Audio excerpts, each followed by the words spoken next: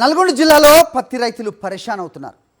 చినుకు జాడ లేకపోవడంతో కన్నీళ్లతోనే పత్తి మొక్కలకు ఊపిరి పోసే ప్రయత్నం చేస్తున్నారు.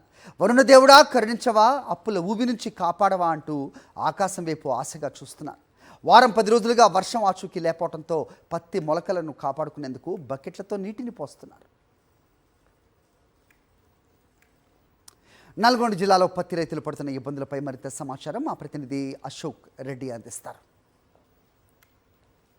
నల్గొండ జిల్లాలో తీవ్ర వర్షాభావ పరిస్థితులు ఎదురవుతున్నాయి. నైరుతి రుతుపవనాలు వచ్చి 4 చినుకులు పడిపోయినాయి. ప్రస్తుతం అయితే వర్షం కోసం రైతులు ఎదురు చూస్తున్నటువంటి పరిస్థితి ఉంది. గతంలో అంటే ఒక వారం రోజుల క్రితం కురిసినటువంటి అడపదడప చిన్న చితక చినుకులకి రైతులు ఆనందపడి విత్తనాలు వేసినటువంటి క్రమంలోనే ప్రస్తుతం ఆ విత్తనాలు కూడా ఉన్న తడి ఆరిపోవడంతో మొలిచినటువంటి విత్తనాలు ఎండిపోయే పరిస్థితి ఉంది. కొన్ని విత్తనాలు అసలు భూముల నుంచి మొలకే రానటువంటి పరిస్థితి కనిపిస్తుంది. పత్తి ప్రధానంగా చూసుకున్నట్లయితే నల్గొండ జిల్లాలో వరి తర్వాత అత్యధికంగా సాగు చేసేటువంటి పంట పత్తి. వారం క్రితం ఏదైతే నైరుతి ఋతుపవనాలు కారణంగా నల్గొండ జిల్లాలో కురిసినటువంటి చినుకులకి ప్రస్తుతం రైతులు సాగు చేయడం కోసం విత్తనాలు కూడా పత్తి విత్తనాలు తీసుకొచ్చి నాటినటువంటి పరిస్థితి ఉంది. మన పత్తి గింజలు నాటినప్పుడు కూడా భూమిలో తేమ లేకపోవడంతో పదును లేకపోవడంతో ఆ గింజలు మొలకెత్తేటువంటి పరిస్థితి లేదు.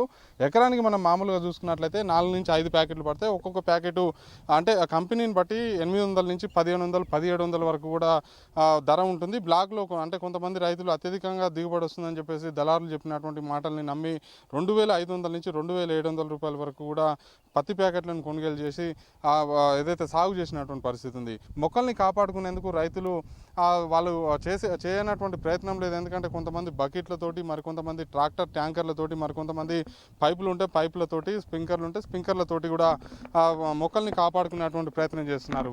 ఎంత ప్రయత్నం చేసినా కూడా ఆ మొక్కలు అంటే వర్షం పడ్డది వేరు, మామూలుగా బకెట్లతోటి చూసుకోవచ్చు. ఈ బకెట్లతోటి నీళ్లు ఒక ఎకరానికి పోయాలంటే దాదాపు ఎన్ని బకెట్ల నీళ్లు పడుతుంది అనేది కూడా ఆలోచన చేయాల్సినటువంటి అవసరం ఉంది.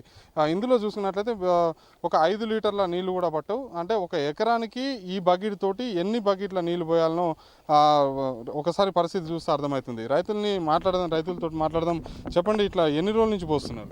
2-3 రోజుల నుంచి ఇట్లా నీళ్లు పోస్తున్నాం. అంటే సరిపోట్లేవులే కానీ ఏంటంటే ఏదో మనం చేసే ప్రయత్నం కొద్దిగా చేస్తున్నాం. ఏంటంటే అట్లనే పదన కొద్దిగా ఇది అవుతుంది అన్నట్టు చెట్లకు పోస్తున్నాం అనమాట.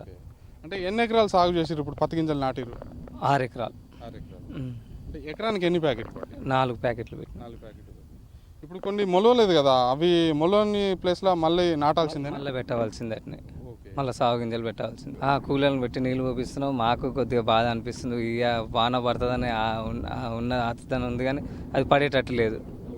ఇక చూడలేక ఏందన్నట్టు ఇదవుతున్నాయి అన్నట్టు నీళ్ళు పోస్తున్నాను, అట్లనే ఇదవుతున్నట్టు నీళ్ళు తెచ్చి పోస్తున్నాం బకెట్లతో.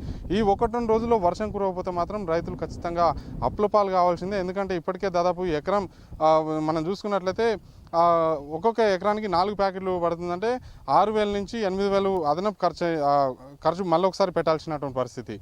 ఈ నేపథ్యంలోనే సబ్సిడీ మీద పత్తి గింజలు కూడా అందించాలని చెప్పేసి కూడా రైతులు కోరుతున్నారు. మరి ఆ దిశగా వ్యవసాయ శాఖ అధికారులు ఏర్పాట్లు చేస్తారా, చర్యలు చేపడతారా లేదా అనేది కూడా వేచి చూడాల్సినటువంటి అవసరం ఉంది.